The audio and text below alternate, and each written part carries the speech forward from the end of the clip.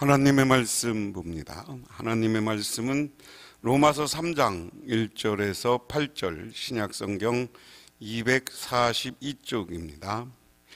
그런즉 유대인의 나음이 무엇이며 할례의 유익이 무엇이냐? 범사에 많으니 우선 그들이 하나님의 말씀을 맡았음이니라. 어떤 자들이 믿지 아니하면 어찌하리요?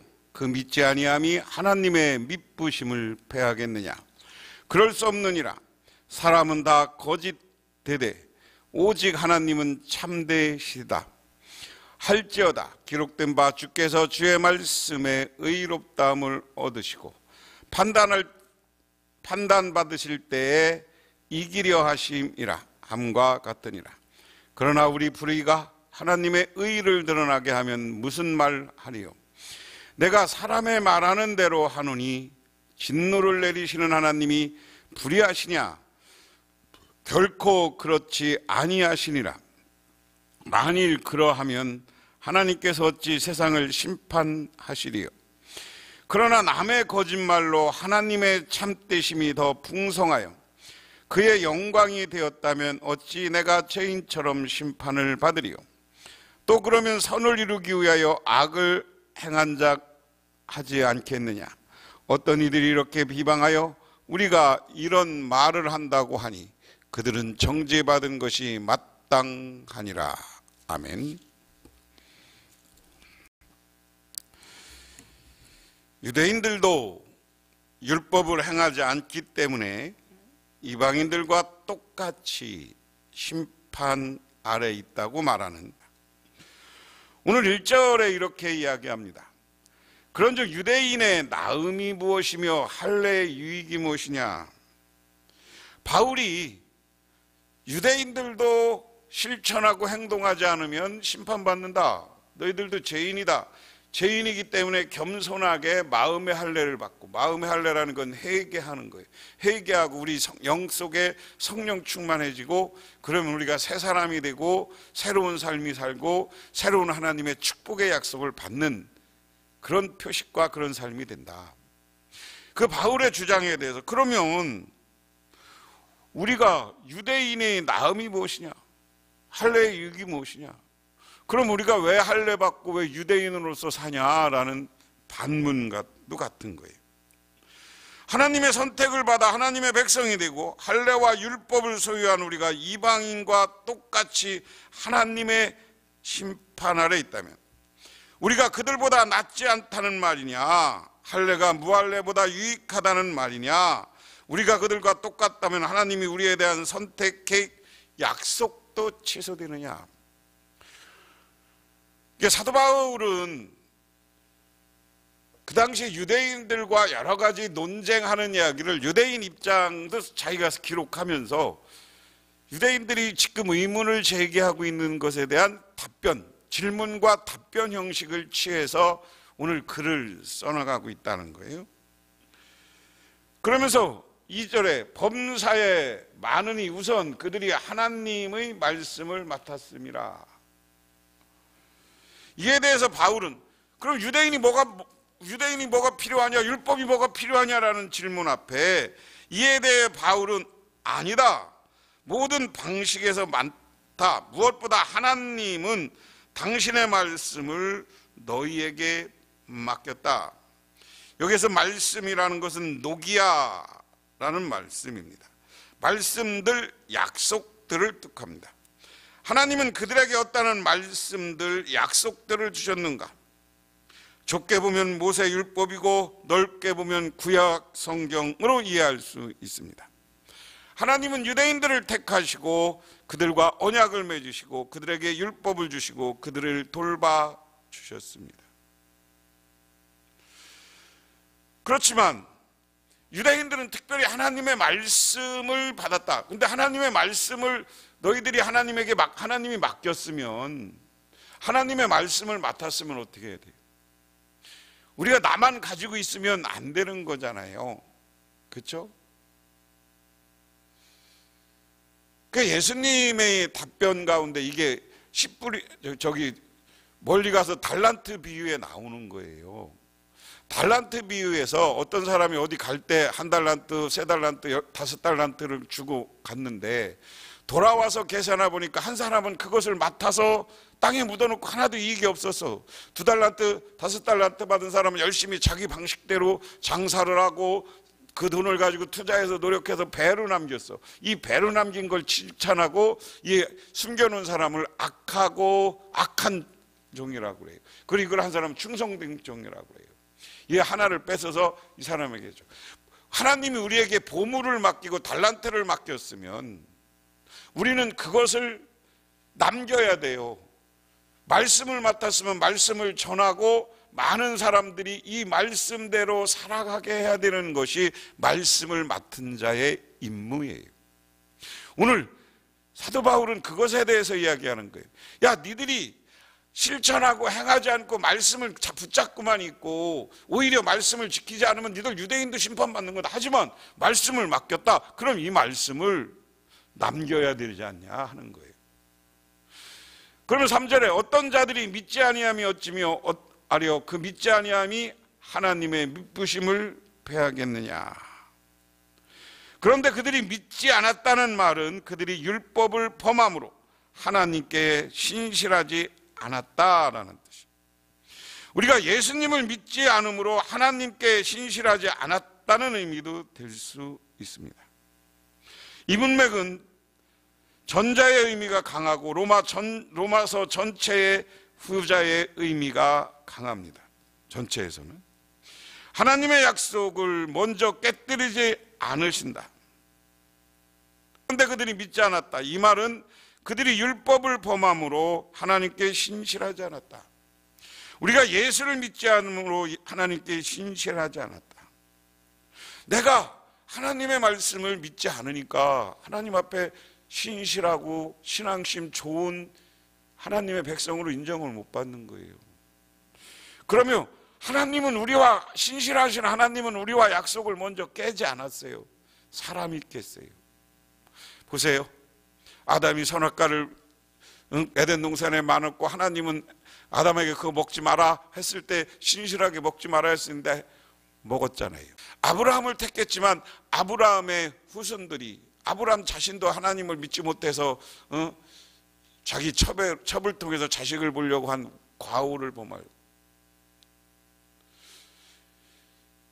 그것이 인간들이 하나님과 약속, 하나님은 너희들을 신실하게 나를 믿으면 축복해 주겠다고 했는데 이 약속을 믿고 지키고 그 말씀대로 실천했으면 복을 받을 텐데 우리는 그 약속을 믿지 못하고 믿음 없는 사람처럼 됐습니다. 그러니까 하나님이 앞에 우리는 하나님이 우리를 버린다, 불신앙자가 등 돌렸다 그런 얘기입니다. 그 다음에 4절에 그럴 수 없느니라 사람은 다 거짓되지 오직 하나님은 참되시다 할지어다. 기록된 바 주께서 주의 말씀이 의롭다함을 얻으시고 판단받으실 때 이기려 하심과 함과 같으니라. 불의의 하나님은 우리 불의가 하나님의 의를 드러나게 하면 기저에는 유대인들이 이러한 이의 제기가 깔려 있는 것으로 보입니다. 우리는 약속을 지키지 않아서 불의하지만 하나님은 약속을 지키심으로 의로우십니다. 하나님은 우리에게 여전히 의로우시다면, 여전히 약속을 지키신다면 우리를 여전히 당신의 백성으로 돌봐주십니다. 진노를 내리시는 하나님은 불의하시냐에도 다음과 같은 유대인의 이의제기가 깔려있는 것입니다. 여전히 돌봐주신다면 하나님은 우리에게 진노를 내리지 않으셔야 하지 않습니까? 만약 진노를 내리지 않는다면 하나님의 약속을 지키지 아니하시는 것이 아니냐, 즉 불의한 것이 아니냐. 우리를 벌 주는 것 자체가 하나님이 불의하기 때문 아니냐라는 아니죠. 하나님의 심판은 하나님의 뜻을 어긴 사람들에게 임하는 거예요. 그런데 우리가 하나님의 뜻을 어기고 내 멋대로 살아놓고 하나님 앞에 왜 우리를 끝까지 돌봐주지 않느냐. 저는 교회 안에서요, 교회도 질서가 있어야 되는 거예요. 질서가. 그래서 교회 안에 법이 있고 교회 안에 여러 가지 규칙이 있는 거예요. 그 성경을 기준으로 해서 우리는 교회 안에 규칙들을 만드는 거예요. 최소한의 규칙들을 만듭니다. 그런데 그것을 어긴 사람들을 위해서 교회에서 법으로 그 사람들을 치리하기도 하고, 잘못을 잘못이라고 지적해요. 그리고 그 사람들이 교회에 들어와 있는 것이 교회가 해가 되면 교회에서 나가라고 이야기합니다. 그런데 그럴 때마다 그분들이 답변하는 게 왜 교회가 사랑이 없느냐, 말을 바꾸면 하나님이 왜 사랑이 없느냐, 오늘 유대인들이 그러면 하나님이 불의한 거 아니냐.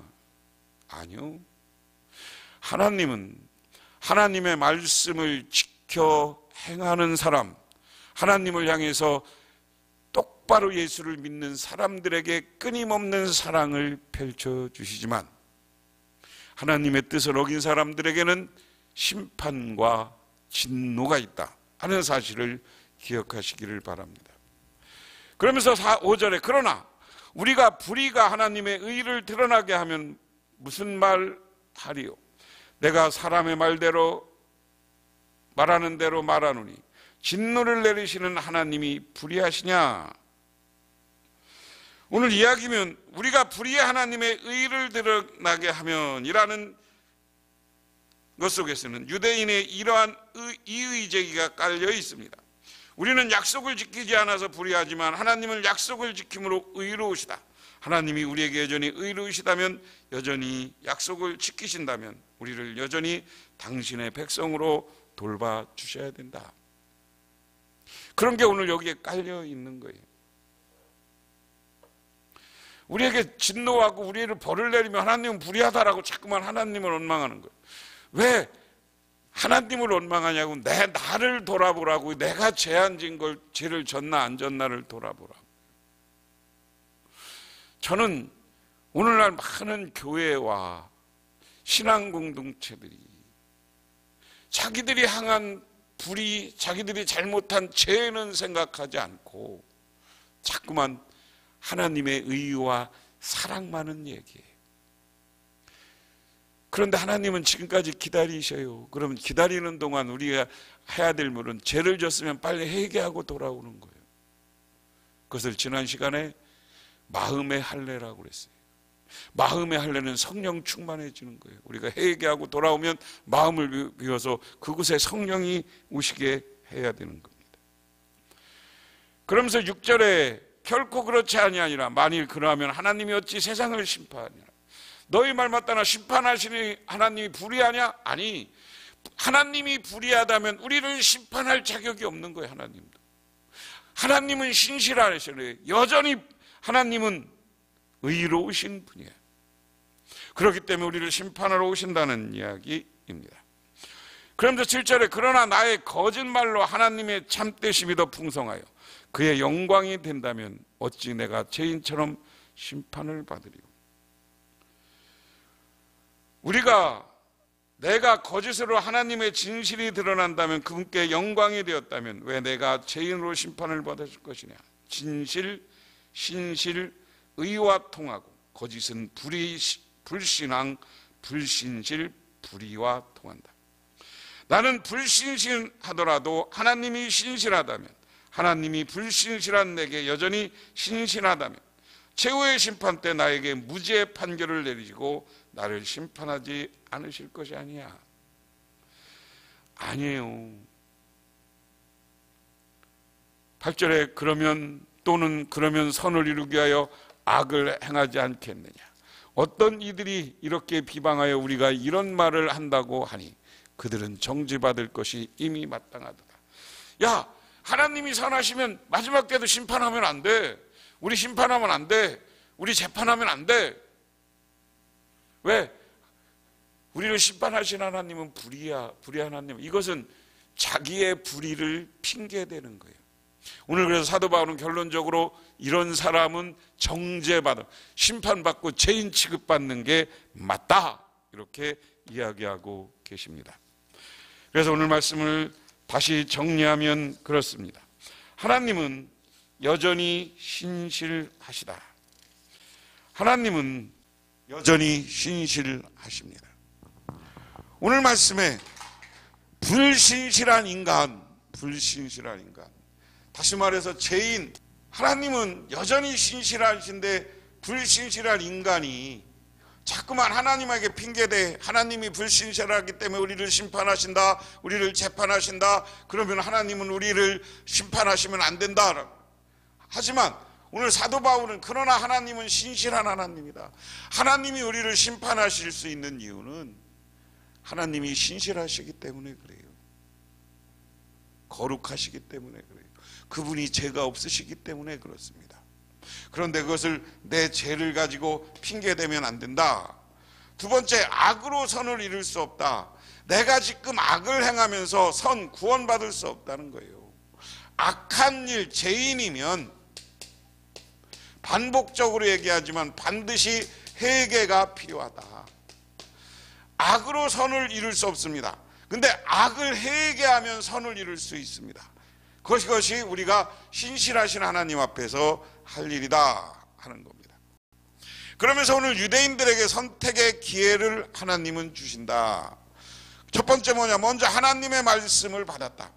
하나님은 유대인들을 먼저 선택하시고 구원하기 위해서 그들에게 선택했어요. 기회를 줬어요. 그것은 먼저 말씀을 받았다고 그랬어요. 말씀을 받았다는 것은 아까 뭐라고 그랬습니까? 말씀을 선포해야 돼. 세상에 알려야 돼. 말씀은 내가 혼자 갖고 있는 게, 율법을 내가 혼자만 지키고 혼자만 행하는 게 아니라 다른 사람에게 가르치고 그것을 통해서 선에, 많은 사람들이 선에 도달하게 하고 구원에 도달하게 해야 되는 게 우리의 임무다. 두 번째, 불순종으로 기회를 줘버렸다. 하나님은 말씀을 줘서 우리가 구원받을 거 선하게 될 기회를 줬는데 이 말씀을 내가 어기고 내가 불순종함으로써 죄인이 됐어. 우리가 죄인이 되니까 어떻게 돼요? 구원받을 기회를 잃어버렸어, 유대인들이. 그래서 하나님 앞에 성경 속에 보면 유대인들이 계속 하나님 앞에 죄 짓잖아요.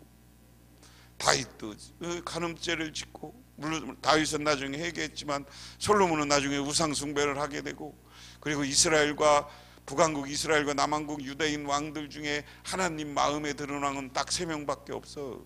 남북왕국으로 굴리고.